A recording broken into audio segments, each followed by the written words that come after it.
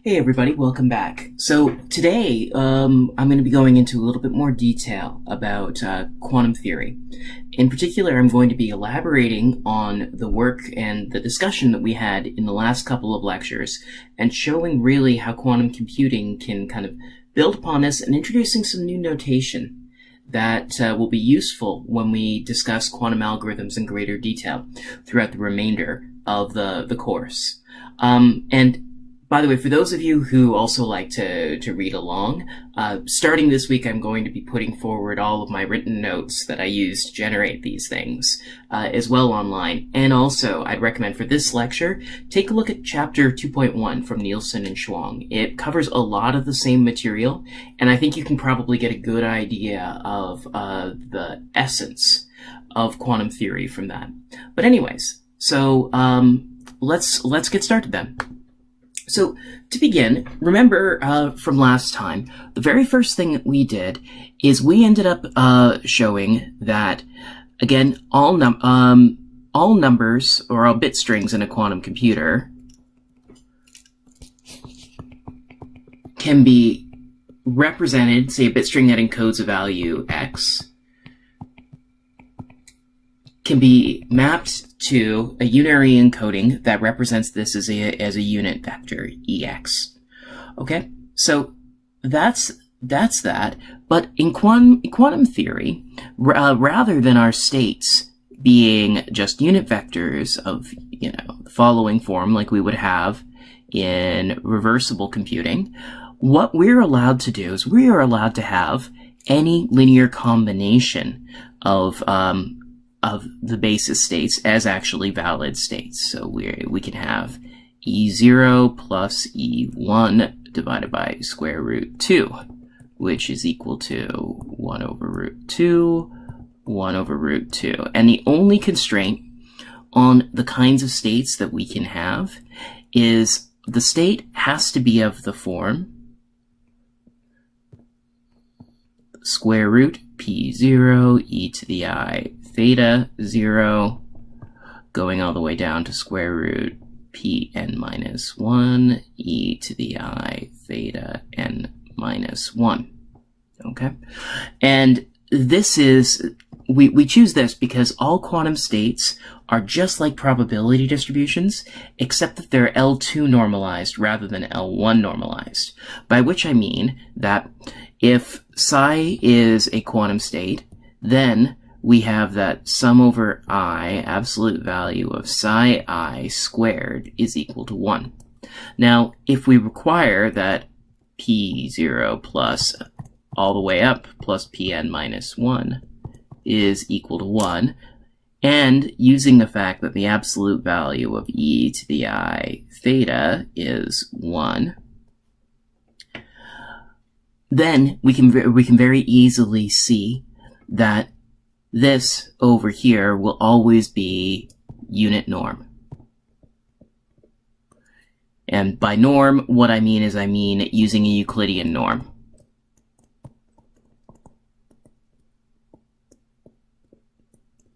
Which is basically given by that quantity over here. Okay, so that's what we covered last time. Now, what I hope to do this time is to give you a little bit of a better understanding of how we model quantum systems using quantum mechanics. Now, I'm not going to be going deep into quantum mechanics with this. I'm not going to ask you to be quantizing the electromagnetic field or anything like that. But I want to give you a little bit of an idea about why these models are used and how. All right. So to begin with, if we take a look at the history of quantum theory,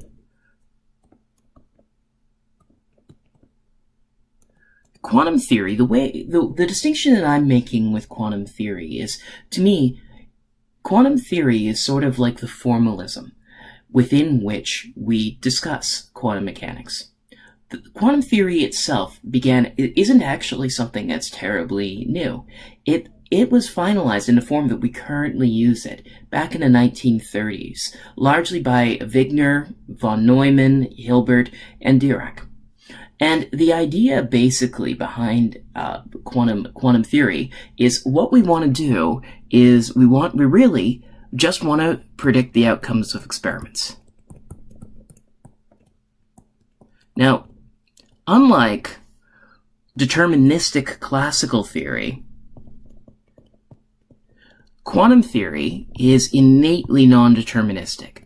So with quantum theory, there's very, very few experiments that we can carry out, even in a limit of zero entropy states, where the outcome is going to be deterministic. Most of the time, the outcome will be random. And also, you might ask, okay, well, how is this really qualitatively different? Because classically, classical distributions exist,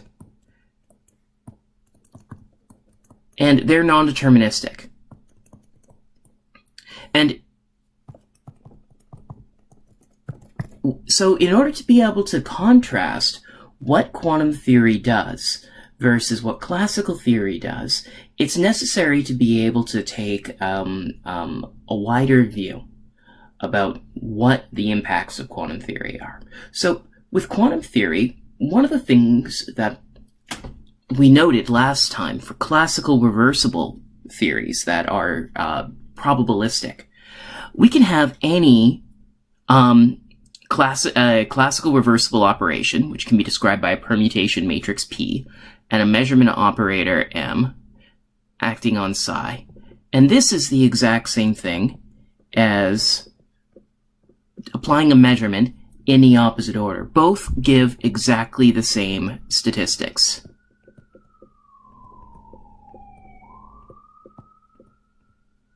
So, in other words, the act of measuring really doesn't fundamentally change the distribution. Or in other words, if we envision that we have some bell curve distribution of inputs over here, where we've got x over here, what we can do is we could sample from the distribution, compute that value, then compute the function f of x, and the distribution that we would end up getting of samples popping out the other side would now be the distribution for f of x. However, quantum doesn't have this property. The act of measuring the quantum state ends up fundamentally changing it. And so what we need to do is we need to, again, generalize from this sort of a model. So another way of picturing this is imagine what you've got is you've got a quantum state psi. And this is fed into a box over here. And now the box, you can set a number of different outcomes. Let's say what we want to do is we want to sample x, or we want to sample the momentum in the classical case, but we can imagine a whole bunch of different observables called x and p. Okay, and now depending on which button you press, the X button or the P button, you end up getting a probability distribution coming out the other side that will be P of X or P of P. Okay, but what you don't end up getting is you don't end up getting the samples coming back out as if they came from a single objective joint distribution x of p, because, in effect, pressing the x button ends up changing the marginal distributions that we have over here. Now, a way intuitively to think about this is imagine what you have is you had a quantum system that is absolutely minuscule. Now, if you wanted to interact with the system and say measure where it is or measure how fast it's going as a particular example, what we could do is we could say, let's say it's moving in this direction over here. Well, one way that we could figure out how fast this particle is moving is we could end up hitting it with light. Now, the scattered light coming back will be Doppler shifted, and its frequency will be decreased because it's colliding with a moving body, moving with some momentum going that way. Now, for an ideal massive system like you or I, this interaction with the carriers of information that's enacting a measurement doesn't cause any back action on the system. But for quantum systems, it does. And this back action, or the back action from measurement, is modeled effectively by this point over here, that there is no single distribution that ends up describing the probability distributions of all the possible buttons that could be pressed on your quantum device. Instead, if we wanted to do this, we would have to envision coming up with an ensemble of different probability distributions, say P of X now, or P of P, and then we would have to get the box to carry out all of these.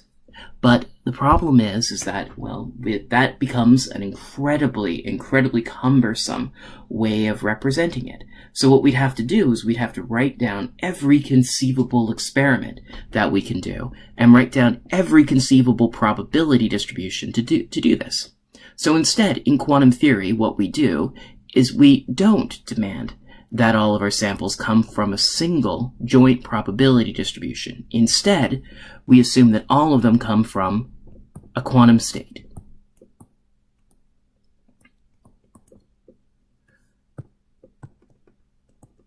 Okay, and the fact that this quantum state is L2 normalized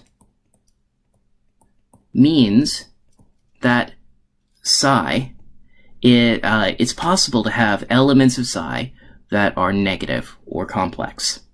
And these interference effects are enough in order to be able to model these types of behaviors. So this is why we use quantum theory, because of the fact that it's capable in a much more compact way of describing the probability distributions that we would get out from measuring, well, distinct outcomes on an ordinary computer, or I should say a quantum computer. So now let's take a look at how we would model this. So on a quantum computer, what we have is we have our fundamental object is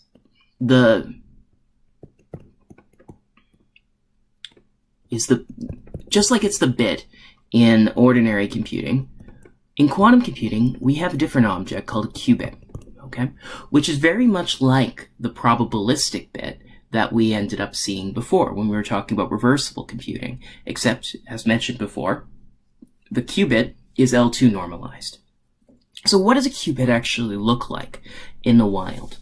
Well, it actually turns out that there isn't a single unique thing that we model by a qubit. The key feature is just like a bit has two values, 0 and 1. When we have a qubit, every time we measure it, we're also going to get 0 or 1. So a bit over here, if you think about what a bit physically is in a computer, you could envision it as being a system that has two well-isolated voltage levels for the voltage going through a particular circuit. For a quantum system, what we demand is we demand something very similar. We demand that there's two isolated, in general, energy levels for the system, just like we demanded two voltage levels for this. Now, for many qubits, it's not necessary that there be only two energy levels. There could be higher energy levels like E2 and E3. What we typically do is we choose some subset of the accessible energy levels that are convenient, they're easy to work with, and we define that over here to be our qubit. So this, again, just like the notion that the voltage is discrete, that it only has values V0 and V1, is an approximate model that describes the essential operation of an analog circuit. Similarly, usually the notion of a qubit actually is just an approximation for some higher level system where we can control the quantum dynamics to mostly stay inside this two-dimensional space. All right. So to give you some examples of what a qubit is, let's take a look at the simplest one. The simplest one would be electron spin. So fun fact about electrons is that an electron has something that's very much like an intrinsic angular momentum inside of it. And this angular momentum can be distributed in one of two ways when you measure it. It's either what we call spin up or spin down. There's actually no intermediate values. It can't be pointing in this direction, at least when you measure. So that is the notion of spin for it. And so this is, if we end up putting a magnetic field, B, around here, what we end up getting is we end up getting two isolated energy levels corresponding to these particular states. And what we do is we define those. Oh, I'm sorry, I haven't introduced that notation yet. We define these to be the two possible computational basis vectors. So this over here might be 0, 1. And this one will be 1, 0. Okay, so that the electron spin is one example. Another example is polarization of light. So light, it turns out, at a single photon level, can be viewed exactly the same way. It can have a number of different polarizations, which talks about the direction relative to its motion over here that the electromagnetic wave oscillates. So if it oscillates over here, up and down in the z direction, we call this vertically polarized. And similarly, if it oscillates in the xy axis, we call this horizontally polarized. Now, in this case, if we try to measure this single photon, we in the basis of vertical or horizontal polarization, and we can do this actually just by getting polarizers and sticking it right in front of the beam. And actually, these polarizers are basically just the 3D goggles that you use when you go to a movie theater. But because we have these two discrete quantum states, we have a two-level system, and so we could, we could refer this to be the computational basis state corresponding to 0, and that one could be the computational basis state corresponding to 1. Or we could flip them around. So those would be some examples. Another example is a superconducting circuit.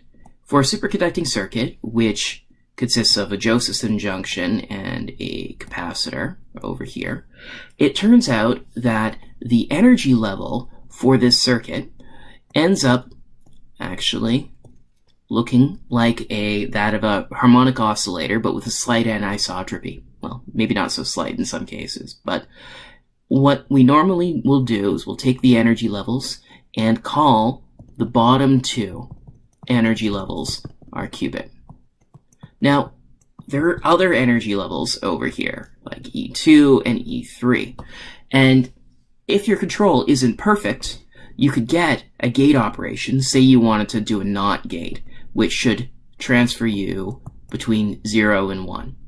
If you do it incorrectly, it's possible actually to end up exciting your system up here, in which case there's a logical error that causes the model to fundamentally break down. So what we want to do is, when we're designing these circuits, is we want to control our dynamics as well as we possibly can to end up forcing the qubit to remain just in this two-level state as much as possible and make the probability of such an excitation small. Fortunately, these systems are so well engineerable that we can actually make this probability pretty negligible with some effort. So those are some examples of quantum systems. And so now let's start introducing some new notation in order to describe this. So the new notation that I'm going to be bringing in is this notation that I inadvertently fell back into called Dirac notation. Okay, So Dirac notation is a slightly simplified notation for dealing with unit vectors. It's very similar to the notation that we've actually been dealing with all along so far, but there's some things that are a little more convenient about it. The key one is that tensor products are very natural with it. Now, we didn't talk about tensor products last lecture, so let me just remind you how tensor products work. So tensor products, if I want to take the tensor product between matrix A and B, what this is equal to is this is equal to A0, 0 times B, A0, 1 times B, A0 n minus 1 times B, going all the way down to A n minus 1, A n minus 1 B, where this is a block matrix over here that I'm describing. And so this is the natural way that we end up describing operations that act on multiple bits at the same time, or end up describing the states of larger quantum systems. So for example, an example that I did earlier was, let's consider writing the bit string 5. 5 in binary is 1, 0, 1. And we can write that as, well, E5. And E5 over here can be expressed as E1 tensor E0 tensor E1 over there. And so this gives a very natural way of converting between binary and unary through this tensor product relationship. And another example, just, that's really simple. If we wanted to describe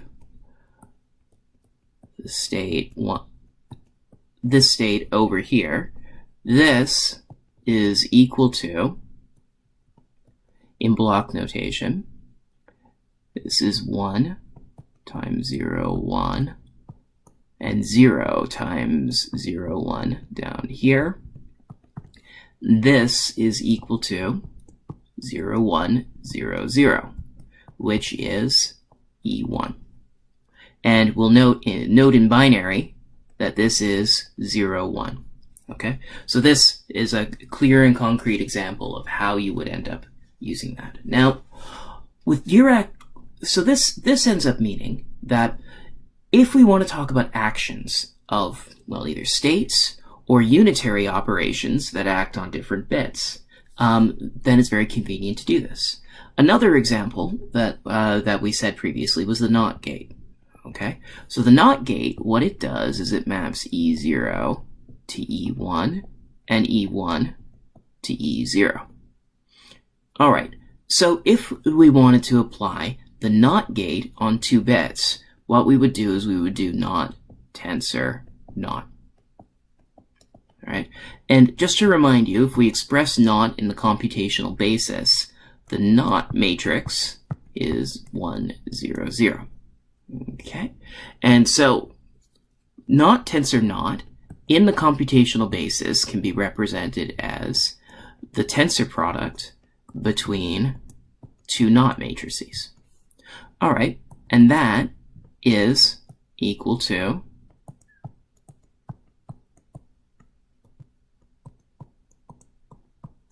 the following block matrix, which can be expressed as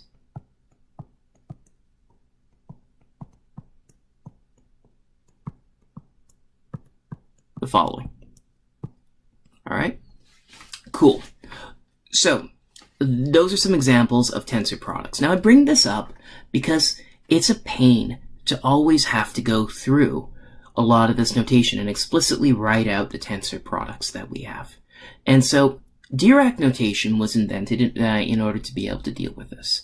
So in Dirac notation, there's a couple of fundamental objects. Instead of having a vector over here, which is a quantum state,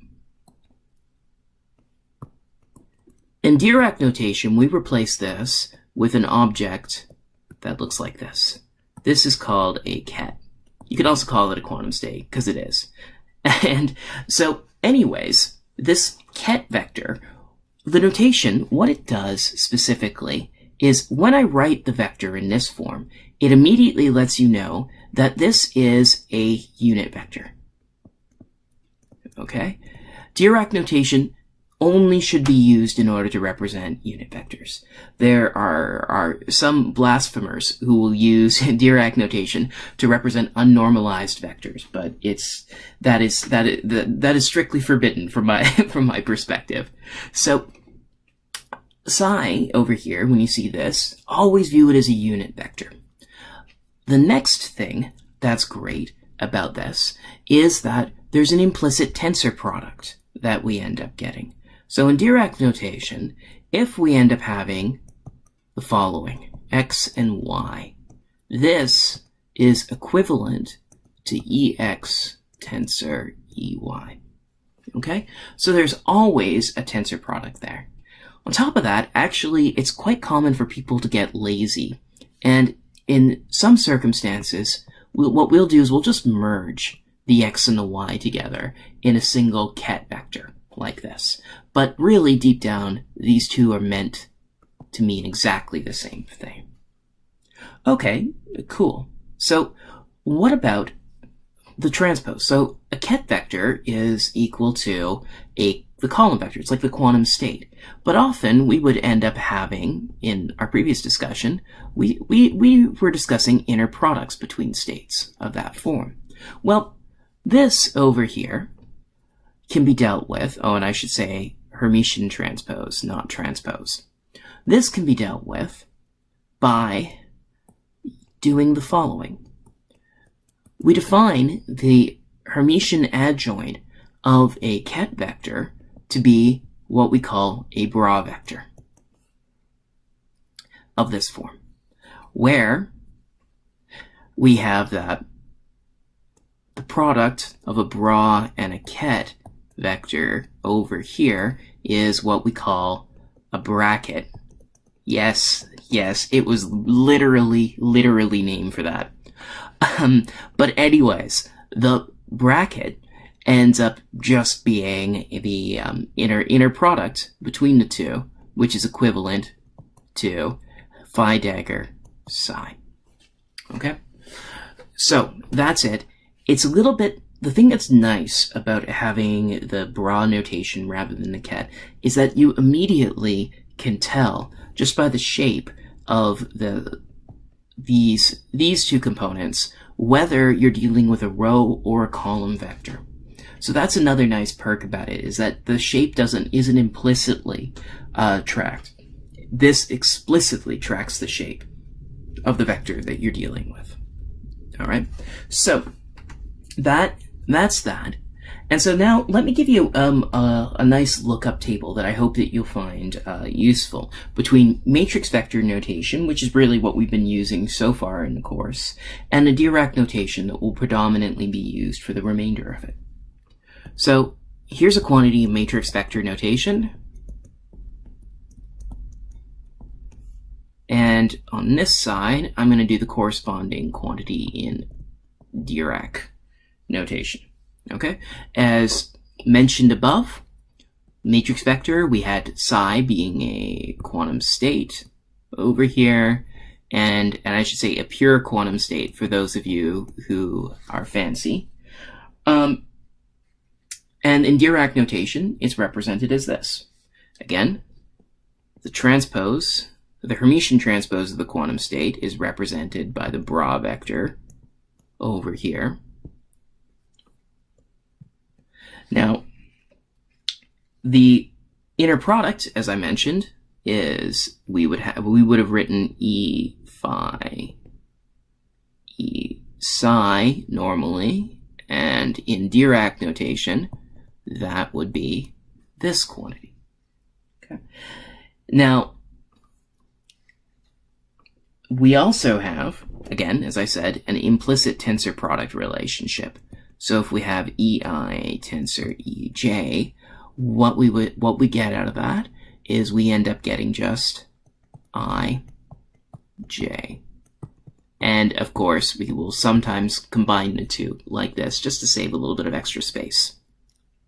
All right, so that's it. Now there's a couple of extra properties that are worth discussing. First one is that EI Hermitian transpose acting on EJ plus EK equals the inner product between them. This is just matrix multiplication. Okay, now if we represent all of this in Dirac notation, the equivalent example would be I over here, J plus K equals I J plus I K. All right. Next, if we have instead a tensor product distributed between the sums, not an inner product, then we can always write this as, oh, sorry, I'm switching back now. We can write this as I J plus I K, where again, the tensor product here is implicit. It's also not wrong, I should mention, if you explicitly write in the tensor products like this. It's just seen to be equivalent to IJ. Okay, so this isn't wrong if you want to really call out the tensor product structure. The next thing is if we wanted to be able to describe an arbitrary matrix, we could always end up saying that Mij, like the ijth matrix element, is equal to EI transpose MEJ. Now, this over here, some people might be wondering about this. You can see this actually as just an algorithm for extracting a matrix element for some matrix that you only have access to as a black box subroutine. So imagine what you have is you've got a matrix that will take, that you don't know explicitly, just some subroutine provides it. What it will do is it will take an input over here, EX, and map that to, well, the product between the two. Okay? But if we take a look at the form of the matrix, we can always express the matrix as the following: M00, M01, so on and so forth, M0, n-1, going down to Mn-1, n-1, over there. Okay, great. So let's say what we wanted to do is we wanted to extract the M00 element. Well, what we could do is we'd like to be able to grab the first column. And the way we can grab the first column is by multiplying the matrix over here by E0. So ME0 equals mu. Then M10 going all the way down to Mn-1, 0. Over here. So now, by multiplying by a unit vector on the right of E0, we can end up grabbing column 0 coming out. But we want also row 0, so we want to grab this one up here. Well, we can do the exact same thing by multiplying this by 1, 0, 0 times this. Okay, that will just be M00. All right, and this over here is again E0 transpose. So you can see that, all right, if instead of getting the 0th column, we wanted to get the jth column, we would just replace E0 with J, which is the exact same thing I'm doing over here. Now, if I wanted to get out the ith row rather than the first row, I would replace this with EI transpose, which again is the exact same thing that I did here. So that is how you could end up coming up with a subroutine that will end up giving you the matrix elements. But anyways, sorry for that digression. So if we wanted to be able to express the matrix element of an arbitrary matrix, we can do that in Dirac notation quite simply by writing Mij is equal to I m j. Okay, and yeah, so that's how we can end up finding particular matrix elements. Similarly, we can actually do the following. We can do the inverse of what we were doing up there. So we can always write, then this is a trick that I'm going to be using a lot. We can write a matrix. Let's say what I do is I have A, B, C, D, right? I can write this as A times 1, 0, 0, plus B times 0, 1, 0, 0, plus C, 0, 1, 0, 0, plus D, 0, 0, 0, 1. Okay? They're all exactly the same matrix. But this is really convenient because of the fact that we can now take these matrices over here and write them in a very particular form. We can write this over here using the exact same trick that I did up here, just the other way around. We can write this as E0, E0 Hermitian transpose.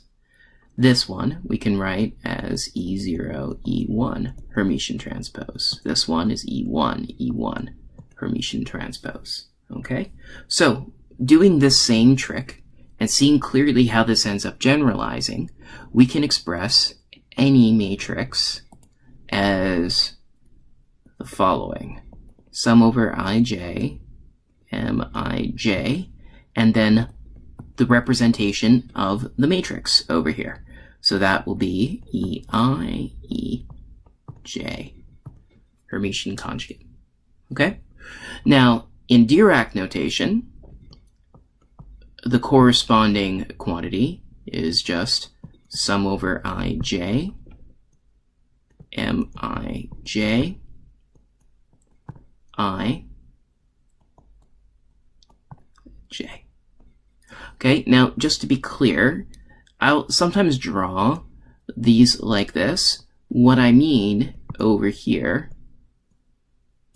is that. All right, now this quantity, you'll note, the bras and the cats are pointing in different directions. So if I had have had something like I, J, this would be treated as equivalent to I tensor J. But the convention, when we do it like this, when we're dealing with bras on the left, cats on the right, or vice versa, is to do an ordinary matrix multiplication.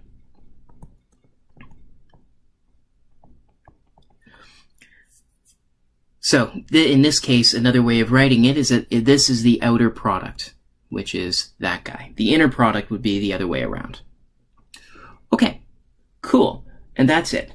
And as a corollary, a great example of this is that the identity matrix can always be written as a sum over I of I in Dirac notation, which in ordinary notation is sum over I outer product like this. Okay, and it's a good exercise to go through and verify this, but it's quite easy to see just from the fact that let's say we did this for the 2x2 case. So for the 2x2 case, we have that the outer product of E naught with E naught is, whoops, and the outer product of E1 with E1 is this. So obviously, if I combine both of these together, I get the identity matrix. Okay, so that's that. So that's Dirac notation. Now, with Dirac notation, we should also, talk about the set of legal transformations that we're allowed. Okay, so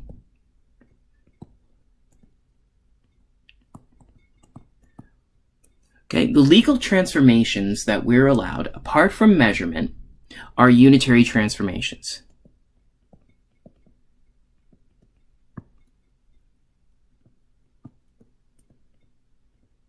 Okay, and a matrix U is unitary if it is square and U Hermitian conjugate is equal to its inverse. Okay, so that's the definition of this, and it's got a number. Unitary matrices have a number of really, really nice properties. Actually, the interesting thing is that every unitary matrix can actually be seen as a basis transformation. So that means that actually all of the quantum operations that we do on a quantum state can actually be seen as just a basis transformation. Now you might think, whoa, that's kind of weird, but this is something that actually we've already seen. Because for reversible computing, all of reversible gates that we were allowed to do are permutation matrices. Now, a permutation matrix really can just be seen as a relabeling of our basis vectors. Now, with quantum theory, we have access to actually a richer set of basis transformations than what we would ordinarily have. Now, instead, we can go through an arbitrary basis transformation, which gives us much, much more power than what we have with reversible logic. So, a consequence of this, in order to see that it's a clear basis change, is, and we mentioned this, I think, last time, but I'll go through this example in Dirac notation, is that for all quantum states, unitary transformations do not change the inner product. So, for example, if we've got states psi and states phi, and we have some unitary transformation. And as an example of a unitary transformation, we could envision, I don't know, like a NOT gate would be a simple example of a unitary. But I suppose the simplest one would be the identity, but let's not do quite the simplest one. So, all right. Now we've got these. We apply our unitary gate to it, and then we're left with our two vectors being u psi and u phi. So now let's figure out what the inner product is between them. Using Dirac notation, the inner product is phi psi. And now if we apply this, now remember that the bra over here is defined in the following way. It's defined to be this over here. And if we're considering the transformed psi over here, then we have that. Now, using the fact that with Hermitian transposes, that every AB Hermitian transpose is equal to B Hermitian transpose A Hermitian transpose, I'm going to use this property over here.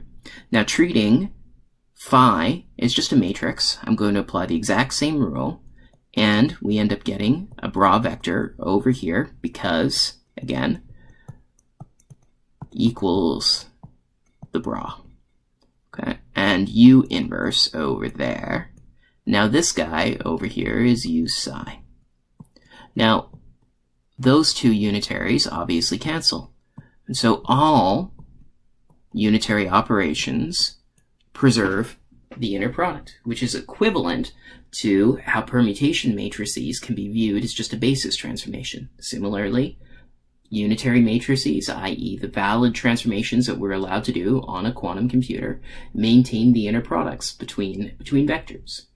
There's a number of other nice properties of unitary transformations that we'll get to later.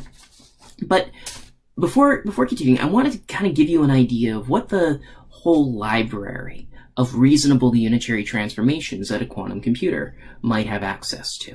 Now, there's various computational models that can be proposed for quantum computers. And the set of gates that you're going to want to use may vary from implementation to implementation. But what I'd like to do is I'd like to give you some examples of particular gates. And all of these gates are unitary. The only operation that a quantum computer can does that is not unitary is measurement. So and again, the way measurement works is measurement will take a state psi over here, which in Dirac notation, or let's say in column vector notation, it would be something like square root p0 e to the I theta 0 all the way down square root pn minus 1 e to the I theta n minus 1. And if we wanted to represent that in Dirac notation, this would just be sum over I equals 0 to n minus 1 square root pi e to the I theta I. Okay, cool. So let's talk about their quantum gates.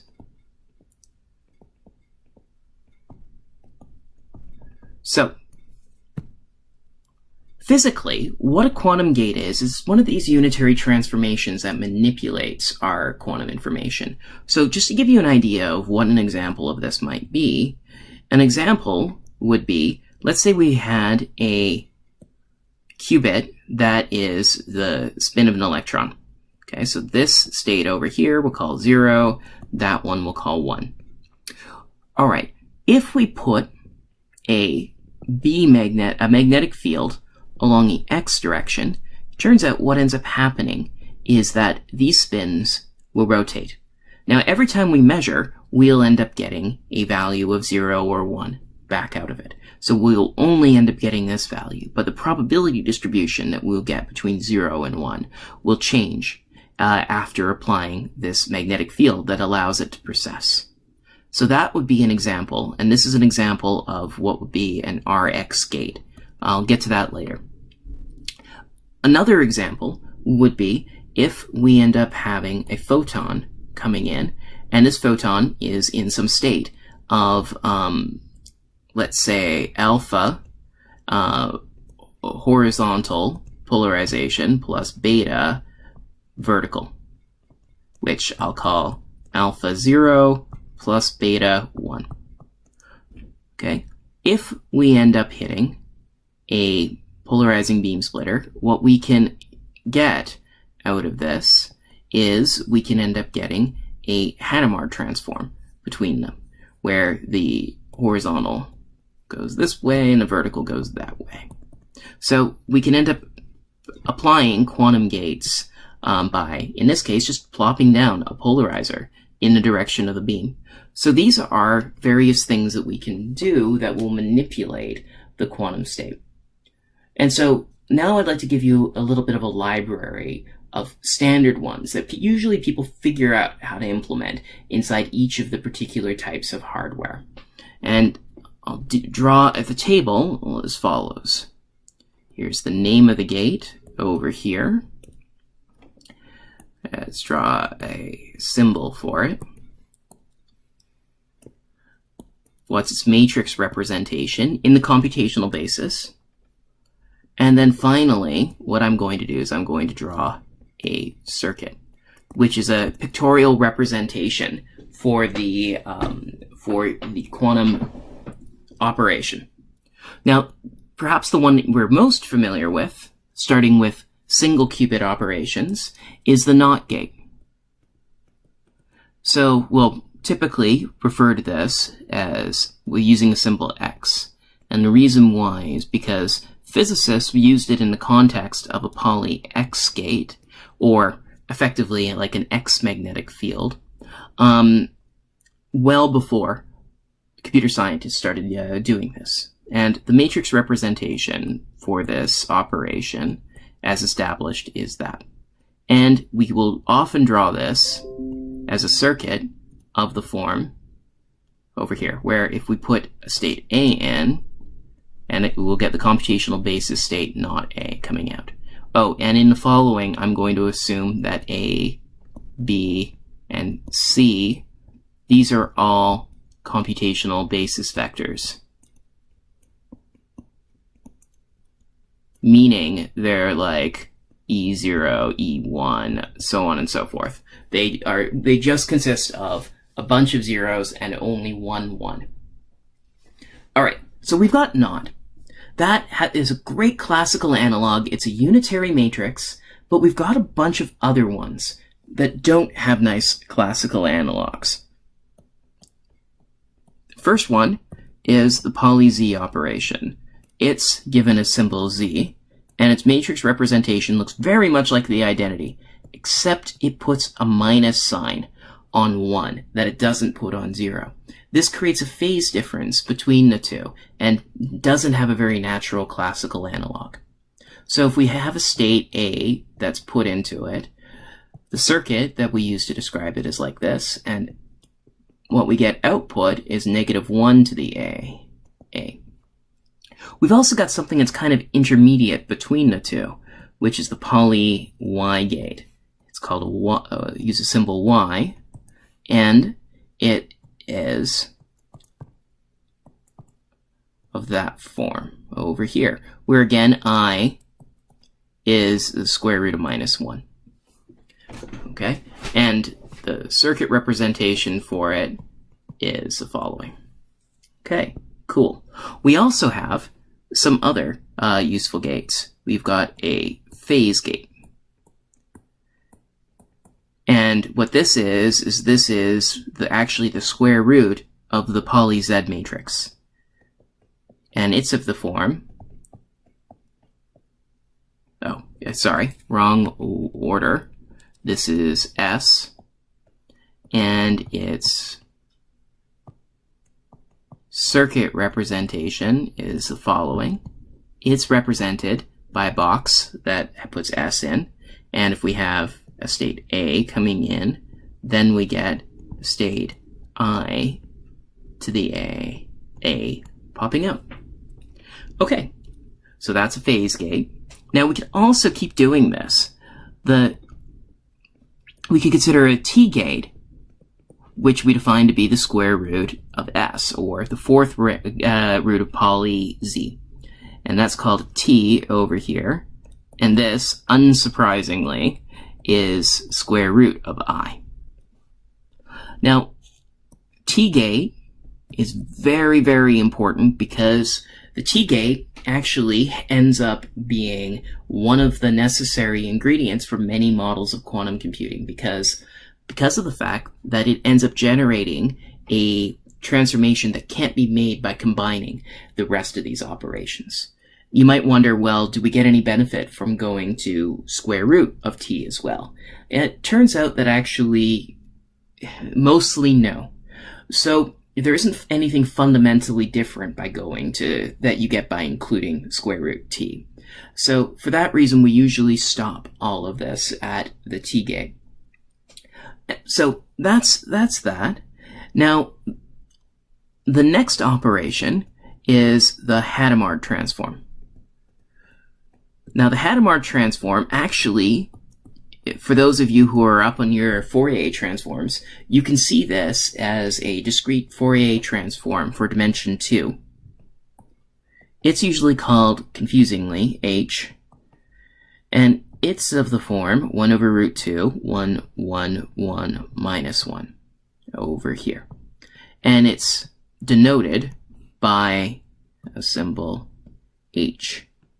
And so if we have a state A coming in, what this thing will output is it'll output 1 over root 2, 0, plus -1 to the A, 1. Okay, that's the Hadamard transform. Now, the Hadamard transform and the T-gate, these two turn out to be, as I was alluding to before, universal for 1 qubit. So if we just had a 1 qubit quantum computer, it turns out that any of the gates that we would want to build can be built up just by combining the Hadamard T gate. Another very useful gate that's just single qubit is the RZ gate. And so what this is this is a rotation about the z-axis is what it models. And this is of the form e to the negative I z theta over 2. Okay? So before going into more detail, I'd like to explain what I exactly mean by this. So one of the things is that you'll note that Z is actually a matrix. So this is an exponential of a matrix. Many of you probably haven't seen a matrix exponential. So let me just give you a little bit of a primer. Often in quantum theory, you'll end up seeing operations that are functions of a matrix. And the way that we end up computing a function of a matrix, generally, is by just by applying its Taylor series. So in the case of this, we have e to the negative I z theta over 2 is equal to sum from j equals 0 to infinity of negative I z theta over 2 to the j over j factorial. Okay? Now, we can use the fact that because z is unitary and also self-adjoint, we have that z squared turns out to be the identity. And by doing that, you can note that the odd terms will always be like z cubed up here, which is equivalent to z. But the even terms will be like z squared equals identity. What we can do is we can break this all up, and using the fact that I squared is equal to minus 1, this can be seen to be cosine theta over 2 identity minus I z sine theta over 2. Okay, so that's how we can evaluate that. And in this case, what that is that turns out to just be e to the minus I theta over 2 e to the I theta over 2 using Euler's identity. So that is the matrix representation for the gate. So I guess I should have drawn that over here. The symbol for this one is it's just RZ. And the way that we do this is if we have a state A that's fed in to the RZ gate over here, what we end up getting is e to the negative I negative 1 to the A theta over 2 A popping out the other side. Okay, cool. So those are basically all of the single qubit gates that you might be interested in. There's some more properties of these gates that we'll be getting into as the course continues, but I wanted to at least give you this basic lexicon of quantum gates that we're going to be using over and over again. But this isn't the entirety of the set of quantum gates that we can do. There's also, of course, 2+ qubit gates. It turns out that we actually only need one other gate apart from all of these other ones that I mentioned in order to make our gate set universal. And that gate is the controlled NOT gate.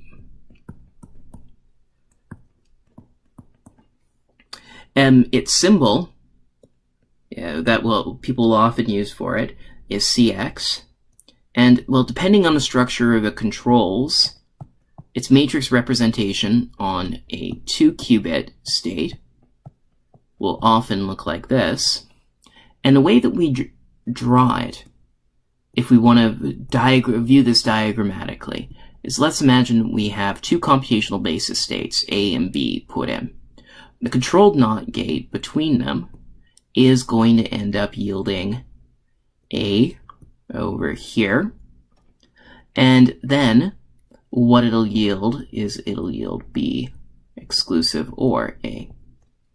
So this bit up here, drawn by the dark circle, is the control. It says whether or not the target bit is flipped. And this over here denotes the target. This ends up leading us to another gate, the Toffoli gate. And it's often called either TOF or C squared X. I won't bother drawing out the circuit. It looks very similar, except it's 8 long, and you can look at the previous notes for this. The way that we would draw this out as a quantum circuit is as follows. What we would do is we would say, okay, imagine we have a Toffoli gate that with controls A and B. Now down at the bottom, we would have C exclusive or A times B, popping back out. Oh, and this is A and B. So this is your familiar Toffoli gate, but now I've just expressed it in terms of Dirac notation, rather than expressing it in terms of matrix vector notation. Okay, cool. So those are our 2-qubit gates. And I should mention that using this circuit language, we can also discuss all sorts of controlled gates. Like, for example, if I wanted to have a controlled Z gate, I would draw it like this. And if I had a state A and B going down from this, well, I'll get A coming back out over here, and B, what I'll end up getting here is I will get -1 to the B, A, B coming out there. So it's basically just applying a Z gate if and only if A is 1. If A is 0, then this is 0 up here, and B just flies on through. So these are called quantum circuits, and they're very useful for getting some visual understanding of it. And all of these things put together, in principle, can be used in order to decompose every possible unitary that we want. Now, in a subsequent lecture, I'm going to go over how exactly this universality construction works, because it's important to see. But for now, let's just take it on faith that we can combine all of these things in order to be able to build up nearly, literally in this case, actually anything we feel like. So before going on, I wanted to actually just show a theoretical example of something that we actually can't do using this gate set. And this is a very important example to give because of the fact that what it does is quantum computing is manifestly really powerful. We can see this immediately because of the dimension of the vectors and the fact that it's really difficult to envision how stochastic simulation would end up going because of the fact that the order of measurement ends up fundamentally changing the results. So we have to keep our entire distribution around. Well, the no cloning theorem is actually really kind of neat, and it's a very simple, and basically what it says is it says that it's impossible to build a unitary quantum device that's capable of cloning an unknown quantum state in. So the theorem is there does not exist some unitary U such that for all quantum state vectors phi, U phi tensored with some garbage state over here is equal to some phase times phi. So that's what I mean by this, that what we do is we start off with one copy of a state, and now here we end up building two copies of the state. Okay, great. So let's take a look at this. Now, I showed that unitary matrices maintain inner product. So what that means is that if let's consider the inner product between two arbitrary quantum states, right? We've got the input state phi with 0, and we've got a different one, psi and 0. Okay, well, the inner product between these two is just psi 0 phi 0. Now, using Dirac notation, again, recall that while there's an implicit tensor product between these operators, here and here, because these states have different shapes, the matrix multiplication is the natural way of doing it. And now recall that A tensor B times C tensor D is defined to be equal to AC tensor BD. So we can use this exact same property over here to end up showing that this result is the inner product between psi and phi times the inner product between 0 and 0. Okay, and that's it. So this is just equal to psi phi. Great. Now, let's take a look at the unitarily transformed versions of this. So let's take a look at U phi 0, which is equal to e to the I theta phi by assumption, and similarly U psi 0 is equal to some phase, we don't know what it is, psi over here. Okay, and so the inner product between these two is just e to the minus I theta phi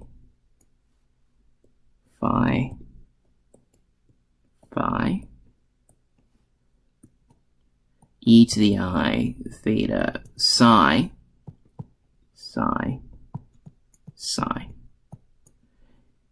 And now using the exact same argument we had before, and by the way, this over here comes from the fact that if for any scalar e to the I theta times a matrix A over here, this is equal to e to the minus I theta A, because e to the minus I theta is the complex conjugate, and the adjoint, the Hermitian adjoint, is the complex conjugate of the transpose. So the complex conjugate inside the dagger will flip the sign in the exponent. So that's what we get.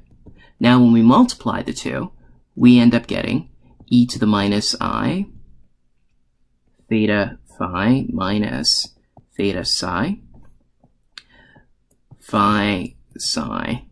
squared. And now, but recall the inner products must remain the same. So this has got to equal psi phi by the argument that we did before, because before and after the unitary transformation, they have to be the same. Well, that means that the absolute value of this has to be the same. Recall that this is a complex exponential, and so it has absolute value 1. Therefore, this ends up implying that the inner product between phi and psi squared has to be equal to the inner product between psi and phi.